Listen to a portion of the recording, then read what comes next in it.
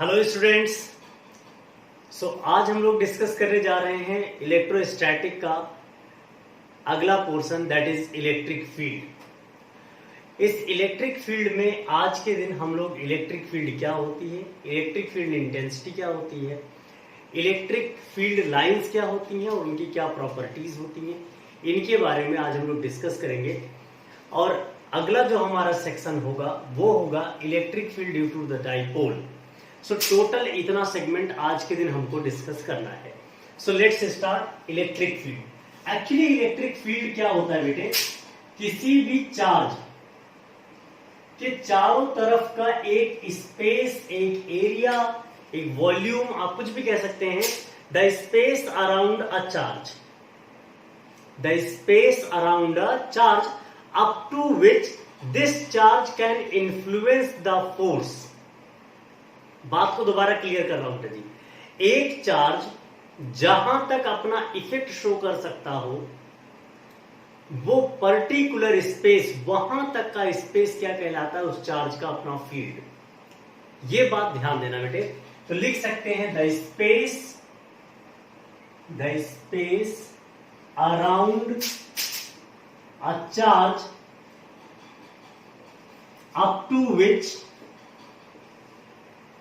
up to which it can shows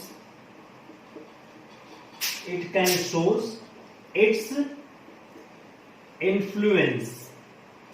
influence का मतलब simple आप समझिए, फोर्स से रिलेटेड है। जैसे आपके पास सपोज कोई भी एक चार्ज है, कंसीडर एज चार्ज क्यू, और जैसे चार्ज क्यू के पास दूसरा कोई चार्ज ले आते हैं, कंसीडर एज स्मॉल क्यू, तो ये दोनों चार्जेस एक दूसरे के ऊपर फोर्स अप्लाई करेंगे। तो अगर यहां पर फोर्स अप्लाई हो रहा है तो हम कहेंगे ये फील्ड के अंदर है, फोर्स अप्लाई नहीं हो रहा है तो हम कहेंगे फील्ड के अंदर नहीं है।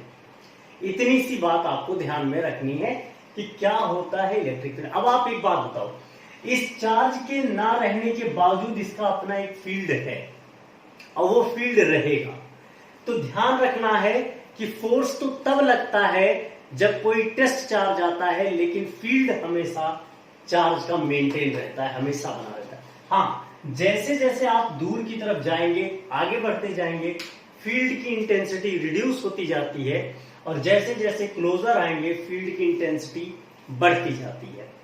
अगली बात हम लोग सीखने जा रहे हैं electric field intensity. Electric field intensity,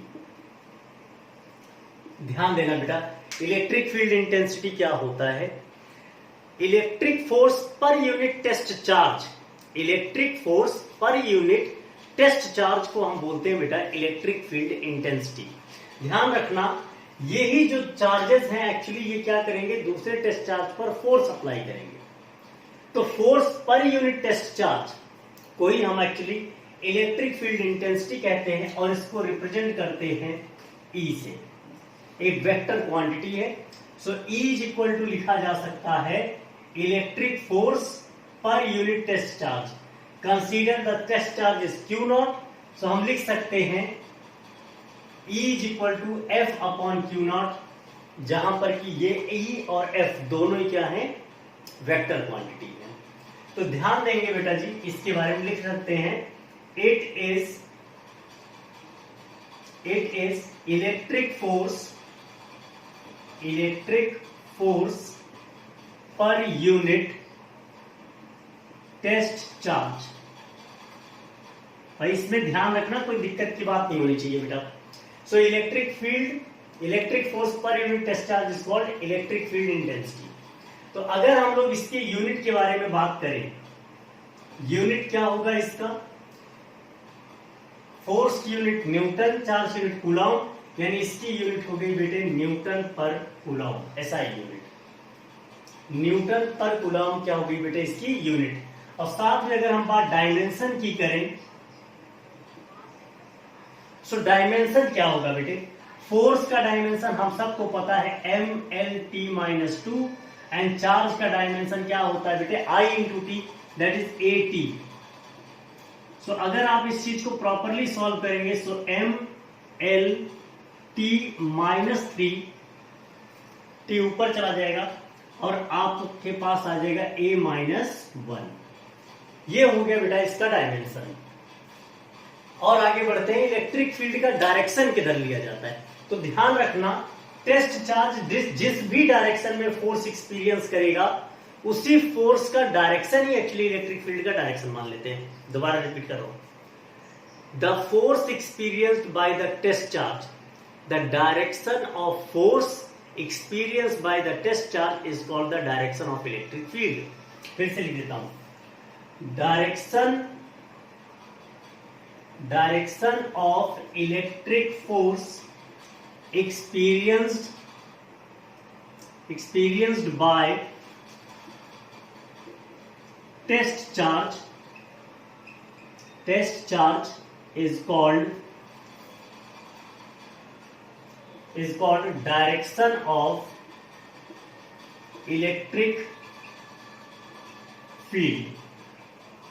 ये बात ध्यान देना। फॉर एग्जाम्पल, अगर आपके पास प्लस चार्ज है और टेस्ट चार्ज को ऑलवेज हम लोग बेटा पॉजिटिव लेके चलते हैं, ध्यान दिया जाए तो पॉजिटिव को रिपेल करता है, यानी फोर्स किधर जाएगा बेटे, अवे। तो हम कहेंगे पॉजिटिव चार्ज का जो इलेक्ट्रिक फील्ड होता है वो अवे होता है, यानी away from the positive charge.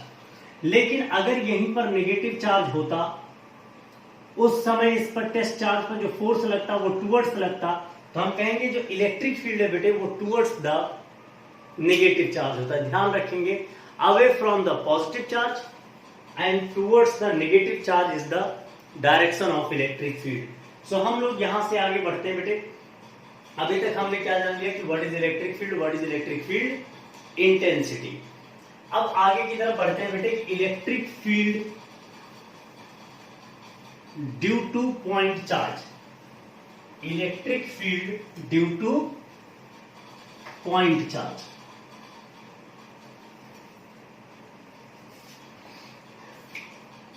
Electric field due to point charge. ठीक है भाई, तो पॉइंट चार्ज की वजह से मान लिया जाए मेरे पास एक पॉइंट चार्ज है प्लस क्यू, और इसकी वजह से किसी एक सर्टेन पॉइंट पर हम लोग को इलेक्ट्रिक फील्ड निकालना है।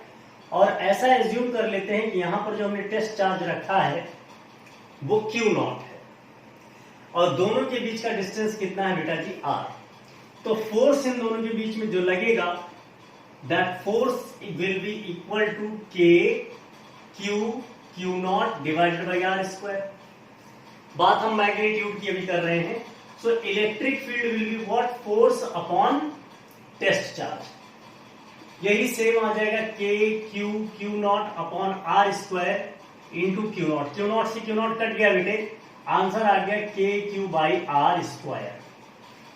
सो अगर टेस्ट चार्ज के कारण बात करते हैं पॉइंट चार्ज की वजह से, तो इलेक्ट्रिक फील्ड की वैल्यू क्या निकल के आ रही है दोस्तों हमारे सामने, KQ upon R square.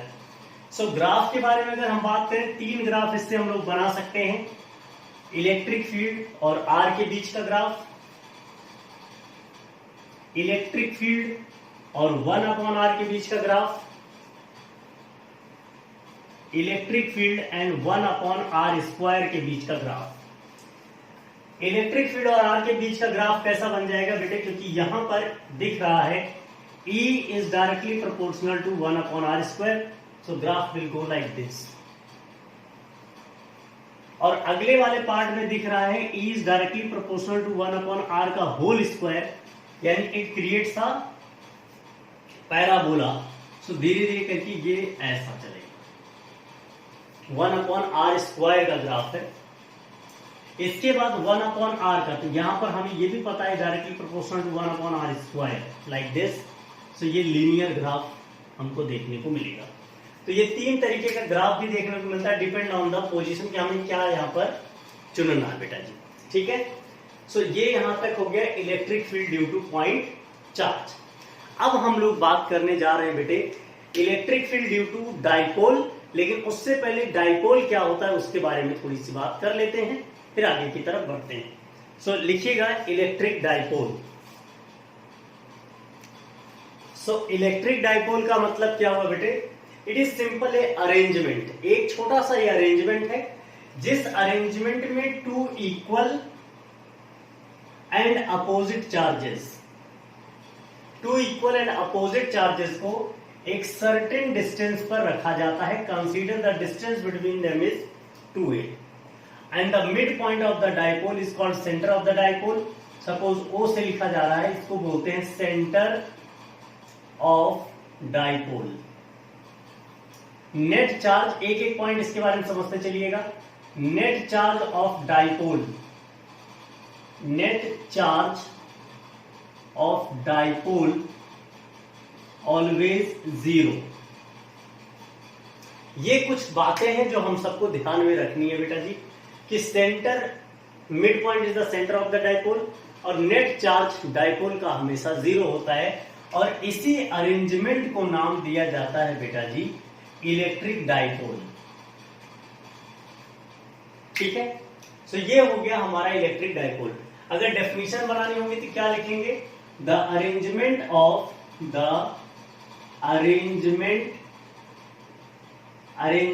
Of two equal and opposite charges, two equal and opposite charges separated by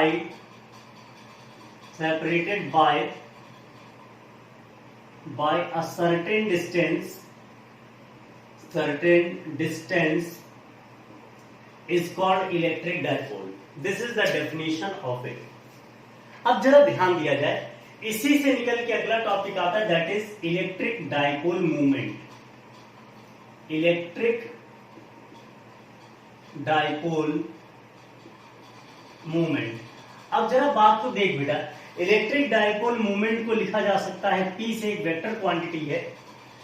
इसकी वैल्यू क्या होती है? Electric dipole movement is just product of either charge, positive या नेगेटिव, किसी भी चार्ज का magnitude into distance between the charges is called the electric dipole moment, and the direction is always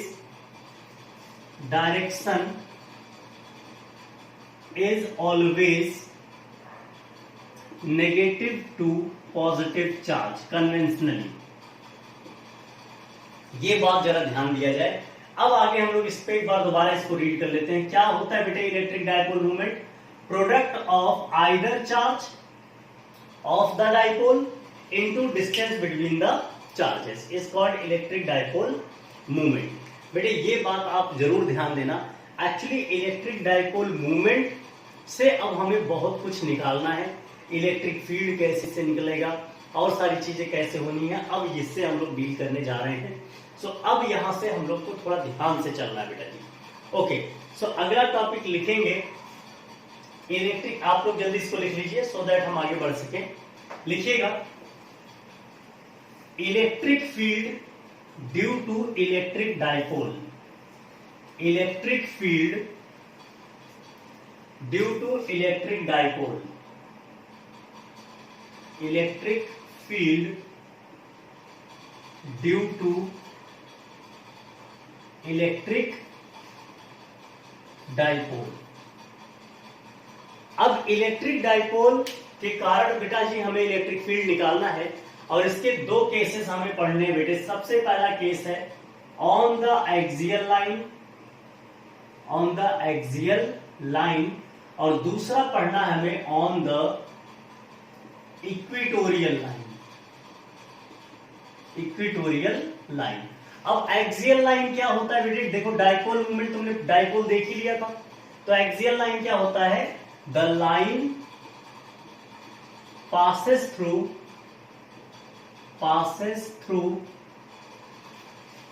the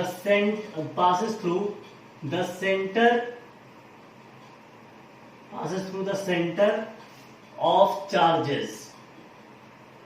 charges के center से pass होने वाली line को ही एक्चुअली हम एक्सियल लाइन कहते हैं। इक्वेटोरियल लाइन क्या होती है बेटा जी? It is a perpendicular line. It is a perpendicular line on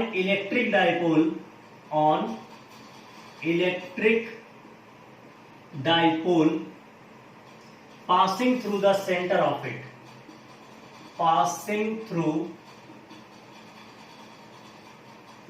centre of it. क्या मतलब समझा है बेटा, जरा देख लीजिए इस बात को। अगर ये हमारे पास इलेक्ट्रिक डाइपोल है, कंसीडर एज पॉजिटिव चार्ज इधर है, नेगेटिव चार्ज इधर है। अब क्या होगा बेटे, सेंटर से पास होने वाली लाइन देख लीजिए ध्यान से, the line passes through center of the charges. तो कोई एक लाइन ड्रॉ करो जो इनके सेंटर से पास हो रहा हो। सो ऐसी लाइन को नाम देंगे बेटा जी क्या, एक्सियल लाइन। अब जरा ध्यान देते हैं, it is the centre of the dipole. तो इक्वेटोरियल लाइन क्या है, it is the line perpendicular to the electric dipole. So electric dipole के परपेंडिकुलर जाने वाली लाइन जो कि सेंटर से, डाइपोल के सेंटर से पास होती हो, इसको नाम देते हैं बेटे इक्वेटोरियल लाइन। इक्वेटोरियल लाइन, ये बात आप ध्यान देना। तो हमें क्या करना है, एक्सियल लाइन के किसी भी पॉइंट पर इलेक्ट्रिक फील्ड निकालना है, पहला बात।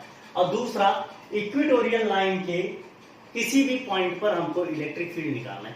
कोई एक जनरल पॉइंट चुन लेंगे, वो पूरे सभी लाइन को ये आइडेंटिफाई करा देगा। सो एक एक करके हम लोग बात करते हैं। सबसे पहला पोर्शन उठाने जा रहे हैं बेटे, on the axial line. On the axial line, ध्यान से बेटा इस चीज को देखेंगे हम सब, जरा सीखते हैं क्या है इसमें। सपोज ये हमारे पास एक इलेक्ट्रिक डाइपोल है और यहां पर पॉजिटिव चार्ज है प्लस क्यू, नेगेटिव चार्ज है minus Q, and center is here O. अब आप ये बात तुरंत समझ सकते हैं क्योंकि इसको हमने 2a माना हुआ है टोटल डिस्टेंस को। तो यहां जो डिस्टेंस है that becomes a and this distance will also be a। ये बात क्लियर हो जाती है बेटा जी। अब क्या होगा इसके बाद, हमें एक्सियल लाइन पर किसी भी साइड, चाहे इधर और चाहे पीछे, कहीं पर भी जहां तुम चाहो, किसके किसी भी एक पॉइंट को हम लोग चुनते हैं। कंसीडर इस पॉइंट को हमने चुन लिया और इस पॉइंट का नाम दे दिया हमने एम। एम पॉइंट पर अब हमको इलेक्ट्रिक फील्ड चाहिए, किसके थ्रू बेटा, पॉजिटिव चार्ज के थ्रू एंड नेगेटिव चार्ज के थ्रू। मान लिया जाए इस एम पॉइंट का distance from the centre of dipole is x। Okay भाई, अब क्या होगा बेटे, पॉजिटिव चार्ज की वजह से जो इलेक्ट्रिक फील्ड होगा वो अवे जाएगा, so we can write as E positive. Negative charge की वजह से बेटा टुवर्ड्स आएगा, so I can write as E negative. So net electric field on point M, net electric field on point M due to dipole क्या हो जाएगा, जरा इस पर विचार करेंगे बेटे। E net is equal to, ध्यान देना बेटे, आगे जाने वाले पार्ट को मैं पॉजिटिव ले लेता हूं और पीछे जाने वाले पार्ट को नेगेटिव। तो क्या मिल जाएगा, ई पॉजिटिव माइनस ई नेगेटिव। यहां से क्या मिलेगा, ई पॉजिटिव। इलेक्ट्रिक फील्ड की वैल्यू पॉइंट चार्ज की वजह से हमने क्या देखा था बेटे, के क्यू अपॉन आर स्क्वायर। सो के क्यू, पहले पॉजिटिव वाला क्यू, क्यू का मतलब यहां स्मॉल क्यू रख लें, अपॉन आर स्क्वायर। आर कितना दोस्त, यहां से यहां तक देख बेटा। सो ये हो जाएगा x, यहां से यहां तक, और a, so x plus a हो जाएगा। You can write this like, ये a है ना, सो यहां से यहां तक का डिस्टेंस क्या हो गया बेटे, x प्लस a का होल स्क्वायर माइनस, अब इस नेगेटिव चार्ज की वजह से देखो बेटा, ये फिर से बन गया के क्यू अपॉन, देखो अब ये डिस्टेंस चाहिए तो हम टोटल x में से a निकाल देते हैं, हेंस x माइनस a का होल स्क्वायर। अगले स्टेप में हमने क्या किया बेटे, के क्यू को कॉमन ले लिया और 1 अपॉन x प्लस a का whole square minus 1 upon x minus a का होल स्क्वायर यहां अलग से लिख दिया। भाई देख लेना, कोई प्रॉब्लम नहीं आनी चाहिए। अब बेटा जी इसको क्रॉस मल्टीप्लाई करके सॉल्व कर देते हैं, तो क्या मिलेगा, के क्यू, ये इधर आ गया, x माइनस a का होल स्क्वायर, ये इधर चला गया, x प्लस a का whole square, and whole divided by मेरे दोस्त x प्लस a का whole square into x minus a का whole square, bracket closed. Now अब केवल ब्रैकेट को ओपन करते हैं और आंसर की तरफ मूव करते हैं। क्या मिल जाएगा, ई नेट इज इक्वल टू के Q as usual.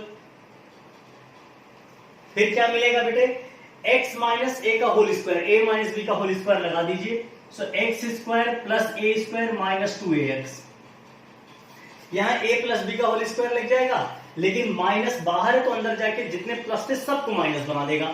So minus x square minus A square minus 2ax and whole divided by, नीचे देखते हैं बेटे, x plus a into x minus a, यानी a square minus b square का formula लगा दो।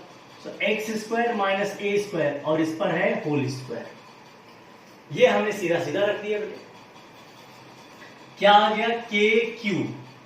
सारी क्वांटिटीज को ध्यान से देखें, एक्स स्क्वायर से एक्स स्क्वायर, ए स्क्वायर से A square cancel. So minus of 4ax and whole divided by X square minus A square का होल स्क्वायर। ये हमारे सामने निकल के आता है। अभी हम क्या करने जा रहे हैं, जरा दो बातें हम लोग यहां पर करेंगे। एक तो हमें पता है कि जो P होता है, P का मतलब डाइपोल मूवमेंट, वो Q इंटू 2a होता है। यहां से उस अरेंजमेंट को निकालेंगे। दूसरा, A is much much smaller then X। सो इस एक वैल्यू को हम इग्नोर भी कर देंगे। तो दो काम हम यहां एक साथ करने जा रहे हैं, जरा देखेंगे ध्यान से बेटे। Hence E net will be what, minus बाहर रखो, देखो 4 में से 2 निकाल लो तो 2 आ गया बाहर। अब बेटा k इधर रह गया और आपके पास आया q इंटू 2a। तो 2 इंटू 2 4a, ये पूरा रहा। x एज यूजुअल बाहर रख दो बेटा। यहां a स्क्वायर को हमने इग्नोर करा हुआ है, इसलिए एक्स स्क्वायर का होल स्क्वायर यानी एक्स टू द पावर 4 आ जाएगा। फाइनल रिजल्ट के लिए देखेंगे तो एक एक्स से एक एक्स कट गया यहां पर, और E net is equal to बेटा जी minus 2kp upon x cube. This becomes the net electric field due to the dipole on the axial line. बेटा जी ये तो हमारा हो गया electric dipole on the axial line. अब हम डील करने जा रहे हैं बेटे। अच्छा, एक बात इसमें बहुत ध्यान से सुन लेना बेटा, आप खुद ही सोचो, इलेक्ट्रिक फील्ड का डायरेक्शन, नेट इलेक्ट्रिक फील्ड का डायरेक्शन किधर होगा बेटा? साइन क्या है, नेगेटिव। सो ई नेट इधर है भाई। ई की डायरेक्शन आगे जाता हो तो पॉजिटिव लेते, पीछे गया है नेगेटिव आया, हंस पीछे चल रहा है यानी। और डाइपोल मूवमेंट का भी डायरेक्शन बेटा पीछे ही है, यानी इसमें हम एक बात लिख सकते हैं क्या, कि E and P are parallel to each other and not only parallel, are collinear। लिख सकते हैं E and P are parallel to each other, parallel to each other by making an angle of, making an angle of 0 degree का angle इनके बीच में form हो रहा है बेटा। सो ये इंपॉर्टेंट कंक्लूजन है बेटा जी, 1 नंबर का क्वेश्चन ये पूछा जा सकता है कभी। अब अगला पोर्शन हम लोग डिस्कस करते हैं इलेक्ट्रिक डाइपोल, सॉरी अब हमें क्या डिस्कस करना है, electric field on equatorial line due to the electric dipole. तो चलिए इस पार्ट पर भी हम लोग जल्दी से डिस्कस कर लेते हैं। ऑन इक्वेटोरियल लाइन क्या मिलेगा दोस्त, जरा इस पर थोड़ा सा विचार करेंगे हम सब। मान लो दोस्त ये हमारे पास बेटा डाइपोल है और इस पर पॉजिटिव चार्ज है और इस पर नेगेटिव चार्ज है। अभी भी सारी सिचुएशन वही है, इनके बीच का जो डिस्टेंस है वो टोटल 2a है। सो सेंटर से डिस्टेंस हम लोग इसको a लेंगे और यहां पर भी डिस्टेंस a ही लिया जाएगा। इसके सेंटर से सपोज x डिस्टेंस पर हमको यहां इलेक्ट्रिक फील्ड कैलकुलेट करना है। तो पॉजिटिव चार्ज की वजह से बेटा जी इलेक्ट्रिक फील्ड जाता है अवे, ये बात हमें पता है। सो E पॉजिटिव, नेगेटिव चार्ज की वजह से बेटा towards, so we can write as E negative. अब ये सपोज ये A है और ये X है और इस एंगल को हमने थीटा माना, तो सिमिलर एंगल ये भी थीटा। क्यों? क्योंकि ये भी बेस सेम है, हाइपोटेनस सेम है या परपेंडिकुलर सेम है। सो यहां से देखेंगे बेटे एक लाइन में यहां परपेंडिकुलर इसके अलोंग ड्रॉ कर दे रहा हूं, तो क्या मिल गया जरा इस पर देखना बेटा, ये थीटा है सो ये भी थीटा करेस्पॉन्डिंग एंगल, ये थीटा है मेरे दोस्त तो ये भी थीटा ऑल्टरनेट एंगल। अब इन दोनों के हम कंपोनेंट कर देते हैं, क्या होगा इन दोनों का कंपोनेंट जरा ध्यान देना बेटा। इसका कंपोनेंट देखते हैं तो E पॉजिटिव कॉस थीटा और ऊपर की तरफ E पॉजिटिव साइन थीटा।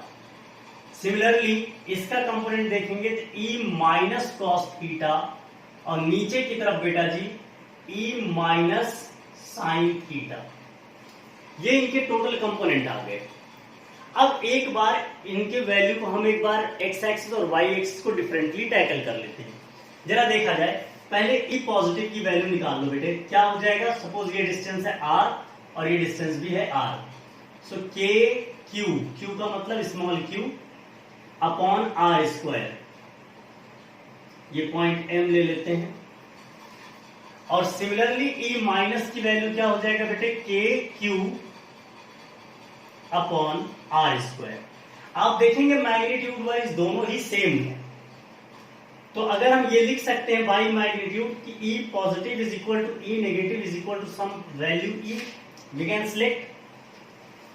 सो अब फाइनली आप ये देखें बेटे, नीचे है E माइनस साइन थीटा, ऊपर है E पॉजिटिव साइन थीटा और दोनों की वैल्यू सेम है, साइन थीटा सेम है, यानी वर्टिकल कंपोनेंट कैंसिल कर देंगे एक दूसरे को, लिख सकते हैं here vertical components will cancel each other, तो वर्टिकल कुछ मिलना नहीं है, यानी नेट जो इलेक्ट्रिक फील्ड मिलेगा it is because of the horizontal component. So net field will be due to horizontal component, horizontal component क्या मिल जाएगा बेटे, so E net is equal to, पूरी वैल्यू लिखते हैं, E positive cos theta and plus E minus cos theta. आपको पता है दोनों वैल्यू सेम है, सो E cos theta plus E cos theta becomes 2E cos theta, this is our E net. चलो 2 2 रहा, E की वैल्यू तुम्हें पता है, चाहे दोनों में से कोई भी हम लोग चुन सकते हैं, तो क्या बन जाएगा बेटे, k q by r square into cos theta. Cos theta यहां से देखो बेटा बेस अपॉन हाइपोटेनस, तो बेस कितना है a, हाइपोटेनस कितना बेटा r।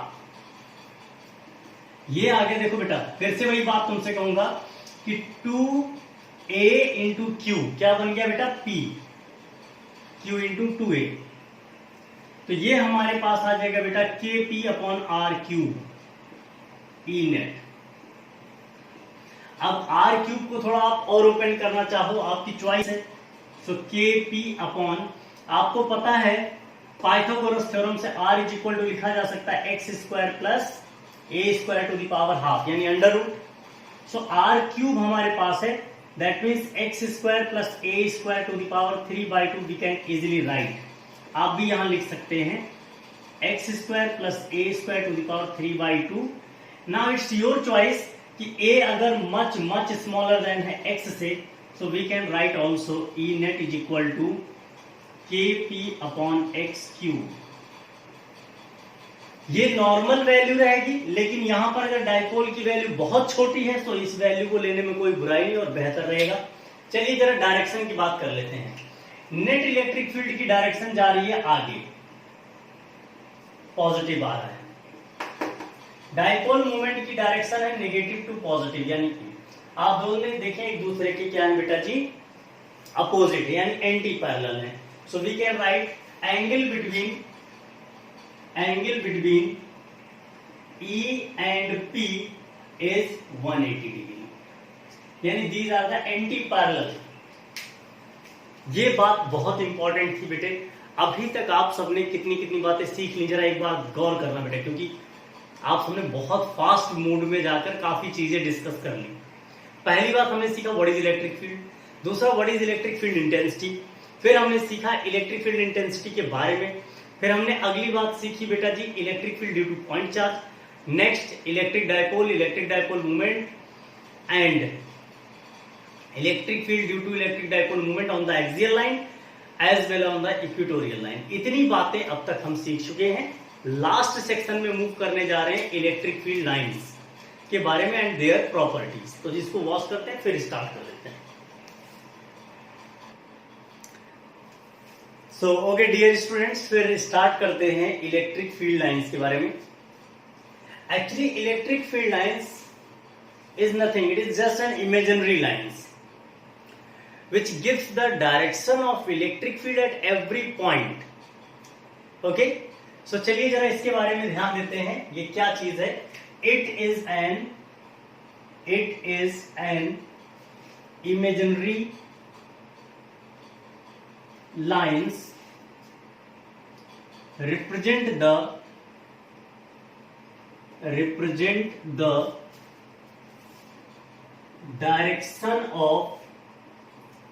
direction of electric field at any instant।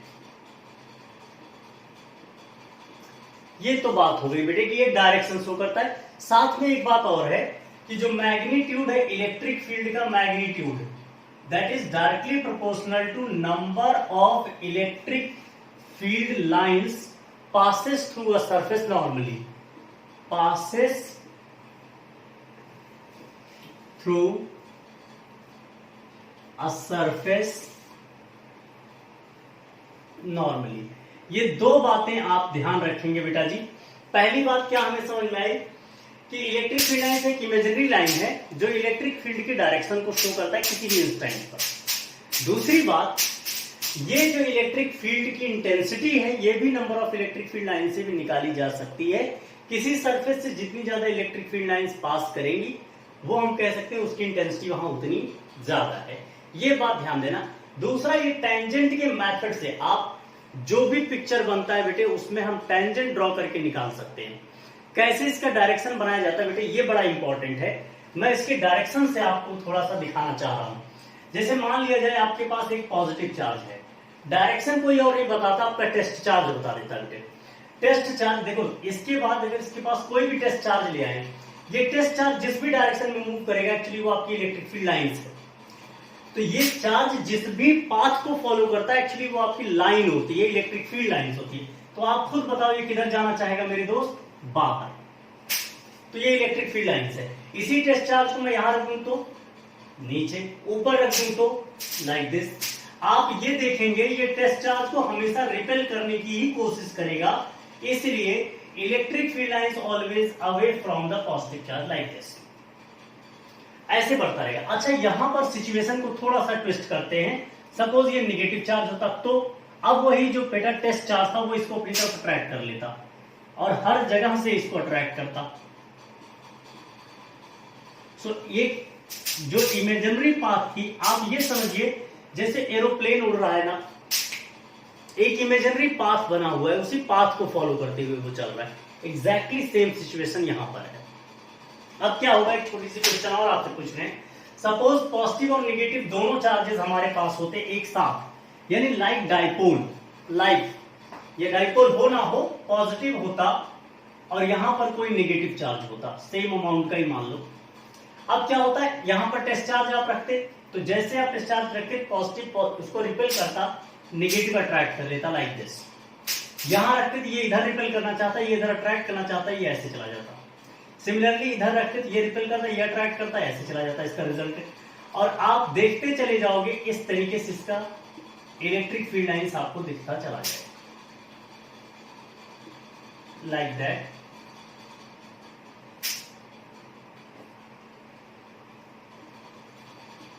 और सिमिलर प्रोसेस में इधर भी बेटा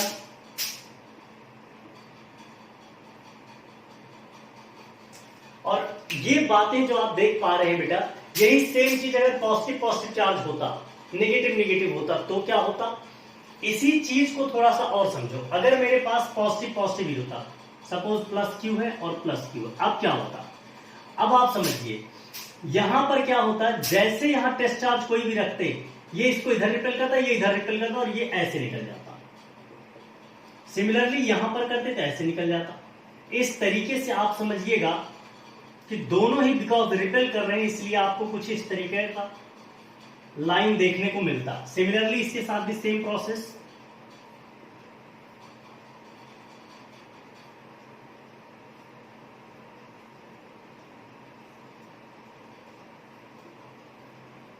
ये थोड़ी सी लाइन सही नहीं बनी बेटे, ध्यान रखना। आप थोड़ा बेहतर तरीके से इस लाइन को बनाना, क्योंकि लाइन हमेशा सरफेस के परपेंडिकुलर से निकलती है, तो थोड़ा ध्यान से बनाना। नेगेटिव होता तो बस डायरेक्शन एरो पलट जाता है इसका, बस इतनी सी बात है। अब चलिए जरा इनकी कुछ खासियत लिखते हैं, इनकी कुछ प्रॉपर्टीज के बारे में जानने की कोशिश करते हैं। ठीक है भाई, let's start. Properties of electric field lines. तो सबसे पहली ही प्रॉपर्टी बेटा, ये पॉजिटिव चार्ज से निकलती है और नेगेटिव चार्ज पे टर्मिनेट होती है। स्टार्ट फ्रॉम पॉजिटिव चार्ज, यानी you can say it never forms close loop. इस तरीके से इसकी प्रॉपर्टी बनाते हैं, नेवर फॉर्म क्लोज लूप। मैं इसका रीजन बताता चलूंगा। Because start from positive charge and terminates as negative charge, so यहां जाकर यहीं खत्म हो जाता है, तो लूप बनने का चांस ही नहीं है। दूसरी बात, नेवर इंटरसेक्ट ईच अदर। आपको अभी थोड़ी देर पहले हमने बताया था कि इलेक्ट्रिक फील्ड एक वेक्टर क्वांटिटी है। सो अगर ये इंटरसेक्ट करते, आप सोचो तो होता क्या बेटे कि एक दिए गए पॉइंट पर दो डायरेक्शन मिलते हैं। अब एक वेक्टर क्वांटिटी के एक ही टाइम पर दो डायरेक्शन नहीं हो सकते, that is not possible. That's why दो इलेक्ट्रिक फील्ड लाइंस कभी एक दूसरे को इंटरसेक्ट नहीं कर सकते। तीसरे पॉइंट पर बात करते हैं, ये ऑलवेज क्या होते हैं, smooth and continuous. Always smooth and continuous. ध्यान दिया जाए, कॉन्टिन्यूअस का मतलब ये डिस्क्रीट फॉर्म में नहीं होते, ये कॉन्टिन्यूअस होते हैं। रीजन क्या है बेटे, यहां पर एक छोटी सी बात, E is directly proportional to 1/r², हमने पढ़ा है। R कोई भी नंबर हो सकता है, R कुछ भी हो सकता है। तो R जब कुछ भी हो सकता है तो कोई भी वैल्यू अडॉप्ट करके ये बन सकता है। तो ये बात हम लोग को ध्यान देते हुए चलना है। नेक्स्ट पॉइंट पर हम लोग मूव करते हैं। टेंजेंट इलेक्ट्रिक फील्ड लाइंस पर जब हम टेंजेंट ड्रॉ करते हैं तो एक्चुअली इलेक्ट्रिक फील्ड लाइंस का डायरेक्शन देती है। Tangent on electric field lines gives the direction of electric field at that point. मेरे ख्याल से इसमें आपको कोई प्रॉब्लम नहीं होनी चाहिए कि जैसे आप मानो इस तरीके से कोई भी एक लूप आया था। चलिए जरा एक बार देख लेते हैं। सपोज ये पॉजिटिव चार्ज है और ये नेगेटिव चार्ज है। यहां से चल के सपोज एक इलेक्ट्रिक फील्ड लाइन आई, इस पॉइंट को देखो तो टेंजेंट ये होगा, यानी इधर डायरेक्शन है। इस पॉइंट को देखते हो तो ये डायरेक्शन, और इस पॉइंट को देखते हो तो ये डायरेक्शन है। तो जो टेंजेंट होगा वो एक्चुअल बताता है इलेक्ट्रिक फील्ड लाइंस के डायरेक्शन। क्लियर बेटा जी? अब हम अगले की बात करते हैं, नेक्स्ट वाले पॉइंट पे। ओके, सो नेक्स्ट पॉइंट हम लोग डिस्कस कर रहे हैं इलेक्ट्रिक फील्ड लाइंस का। पॉइंट नंबर 4 क्या है बेटे कि इलेक्ट्रिक फील्ड लाइंस हमेशा सरफेस के परपेंडिकुलर होता है जब ओरिजिनेट हो रहा हो या जब वो टर्मिनेट हो रहा हो। यानी electric field lines always perpendicular to the surface of charged body. ये बात ध्यान देना। नेक्स्ट पॉइंट क्या है बेटा जी, इलेक्ट्रिक फील्ड लाइंस, या ऐसा कह सकते हैं intensity, electric field intensity is directly proportional to number of electric field lines passes through the surface. तो ये कुछ इस तरीके की प्रॉपर्टीज है बेटे जो इलेक्ट्रिक फील्ड लाइंस में यूज की जाती है। लेकिन इनकी स्टार्टिंग में जो मैंने प्रॉपर्टीज बताए हैं वो बहुत इंपॉर्टेंट, इनफैक्ट ये प्रॉपर्टी भी इसकी काफी इंपॉर्टेंट रहती है। इसका यूज किया जाता है कॉम्पिटिटिव एग्जाम्स में भी, ग्राफ बना करके, क्वेश्चन बना करके आपको दिए जा सकते हैं और आप इस चीज को टैकल करेंगे। सो फाइनली बहुत बड़ा लेक्चर हो गया, बहुत लंबा चौड़ा चल गया, लेकिन दोस्तों जानबूझ के इस लेक्चर को एक साथ एक ही में मर्ज किया गया सो दैट आप सबका टाइम बच सके। आप ज्यादा से ज्यादा 40 मिनट के अंदर अंदर आपने पूरा